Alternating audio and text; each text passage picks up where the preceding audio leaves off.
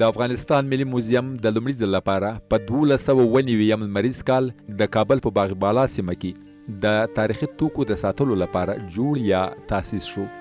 د موزیم د تاسیس په لومړیو کلونو کې چې د عجایب خانه په نوم یادېده، یوازې ځینې تاریخي آثار لکه خطي قرآن کریم، لاسي صنایع، د استقلال د وخت څخه ځینې آثار او ځینې نایابه کتابونه پکې ساتل کېدل. د 1303 لمریز کال د اقرب یا لړم په 25مه له باغ بالا څخه آرک ته منتقل شو او په رسمي توګه د شاه امان الله خان لخوا افتتاح شو. ځینو مهمو شخصیتونو چې د موزیم په افتتاح کې ونډه درلوده خپل قیمتي او نادره توکي دې موزیم ته ډالۍ کړل. لومړنی اساسي قانون چې د شاه امان الله خان په وخت کې تصویب شو یوه مفصله ماده د تاریخي آثارو د ساتلو او د آثارو د مسلکي کیندنو په اړه وه. افغان مورخ او لرغون پیژندونکی احمد علي کوهزاد یو له هغو کسانو څخه و چې له بهرنیو څېړونکو سره یې د تاریخي آثارو څېړنه وکړه چې د افغانستان د ډیری تاریخي توکو کشف د هغوی د هڅو له امله و. د امان الله خان د حکومت د سقوط په وخت کې ملي موزیم هم زیان ولید او ځینې تاریخي آثار له منځه لاړل. د نادر خان د حکومت پر راتلو سره هغه تاریخي آثار چې پاتې وو له ملي موزیم څخه د کابل دارالامان سیمې ته ولېږدول شول او د هرې برخې لپاره بېلابېل ځایونه جوړ شول. این آثار به ادوار مختلف تاریخ تعلق میگیرن که گفته میتونیم آثار موزیم ملی آثاری را در خود داشته و داره که از دوره قبل تاریخ الا دوره آثار دوره اسلامی می باشد. موزیم ملی افغانستان در طول یک قرن که از ایجاد از این سپری میشه که ما و شما شاهد از این بودیم که در 28 سال برج اسد سال روان 100مین سالگرد تأسیس موزیم در موزیم ملی البته برگزار شد با مراسم خاص و ایجاد یک نمایشگاه دوره شاه امان الله خان غازی که همکنون برای بیننده ها باز است تجلیل به عمل آمد. البته در این مدت یقینا فراز و نشیب زیادی را سپری کرده، چی بگوییم از دوره جنگ های 1992 تا 95 که جنگ های بی‌مفهومی که در کابل رونما شد متاسفانه حدود 70% آثار ما را متاسفانه که از دست میتیم یا قسما تخریب میشه. تعمیر موزیم که خود یک آبده تاریخی هست متاسفانه با اصابت راکت ها و خونپارهایی که در بدنی خود تعمیر موزیم اصابت میکنه متاسفانه که تعمیر هم منزل فوقانی از این کاملا حریق میشه. اساسیه ها و داشته هایی که در منزل فوقانی بود از دست میتیم. دیپوها باز میشه، غارت میشه و فیصدی آثار حدود 70% آثار ما به غارت میره. د ظاهرشاه د حکومت په دوران کې افغانستان د ملګرو ملتونو د یونسکو غړیتوب ترلاسه کړ. دې ته په لیدو سره چې افغانستان د تاریخ له نظره مهم و او څېړنه پکې نه وه شوې، د نړۍ د ډیرو هیوادونو د څېړونکو پام دې هیواد ته راوښتی و. په دې دوران کې د ملي موزیم ځینې تاریخي آثار په یونسکو کې ثبت شول او له فرانسې، ایټالیا، آلمان او پخواني شوروي اتحاد څخه د تاریخي آثارو پیژندونکي او ماهرین د تاریخي آثارو د کشف لپاره افغانستان ته راغلل. د داود خان د حکومت په وخت کې هم د تاریخي آثارو کشف دوام وکړ چې ورځ په ورځ به د خاورو له تله راوتل او ملي موزیم ته به لیږدول کېدل. دا موزیم د سیمې په خزانه بدل شو. د افغانستان د ملي موزیم ځانګړنې په دې کې وي چې ټول تاریخي آثار چې نندارې ته وړاندې شوي دي هغه ټول په همدې هیواد کې کشف شوي دي او خپلی دي. این اثر را که میبینین یه اثر سنگیست به نام گل اکانت یاد میشه. این معمولا در زمان کوشانی ها و قبل از کوشانی ها به عنوان یک ستون پایه استفاده میشد و گلایی را که در روی از این نقش بسته شده البته گل به نام گل اکانت یاد میشه که یکی از گل هایی بود که مورد پسند کوشانی ها یعنی بودایی ها یا حتی پیش از یونانی ها از این گل ها استفاده خوبه برای تزیینات منازلشان یا قصرهایشان یا جاهای بود و باشان استفاده میکردن. این کتیبه را که میبینین یک کتیبه سنگی است مربوط به قرن دوم میلادی میشه دارای 25 سطر می باشه. رسم خطش یونانی است، زبانش باختری است. و این مجسمه را که می‌بینید، این مجسمه خود کنیشکای کبیر است. امپراتور کوشانی‌ها از سنگ آهک ساخته شده، مربوط به قرن دوم میلادی می باشه. این هم از ساحه سرخکوتل به دست آمده.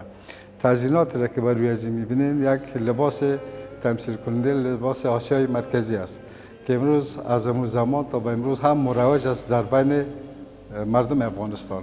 در وقتی که او فریاد میشه سر از این حتما وجود نداشته، صرف امی مجسمه ازی بوده که هم شکستانده شده بود، بعد توسط ترمیمکارای موزیم دوباره این ترمیم شد.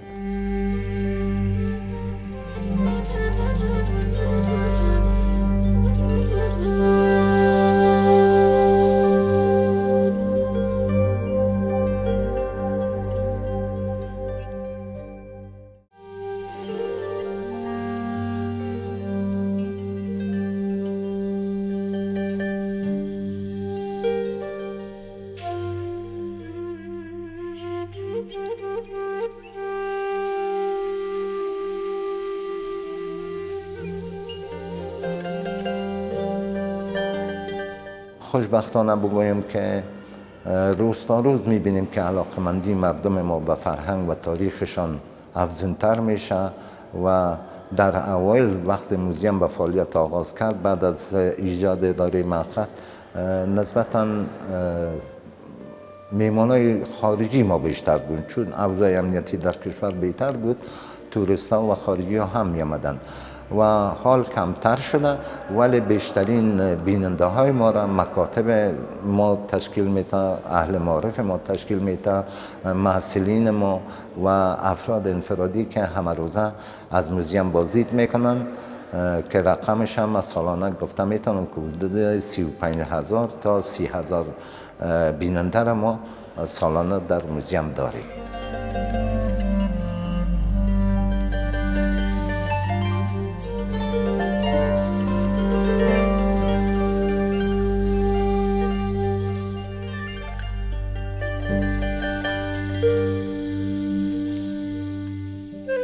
د مرمرو بودایي لیکنې، هندي عاجونه، د تاریخ څخه مخکې د تیږو آثار، رومي برنزونه، د بیلابیلو دورو مسکوکات، د میلاد څخه مخکې مجسمې د موزیم له اړینو آثارو څخه شمیرل کیږي. د اسلامي دورې تاریخي آثار هم د دې موزیم یوه برخه ده او ځینې نور مهم آثار هم د دې موزیم له ادبي او هنري آثارو څخه دي. د استاد کمال الدین بهزاد میناتوري آثار هم د افغانستان د ملي موزیم له مهمو هنري آثارو څخه ګڼل کیږي. کشف شویو آثارو ته په کتو سره له کابل پرته د هرات، میمنې، غزني، بلخ او کندهار ښارونو کې هم نور موزیمونه جوړ شول چې له دې جملې د هرات په موزیم کې له 4,000 څخه ډیر تاریخي آثار موجود دي.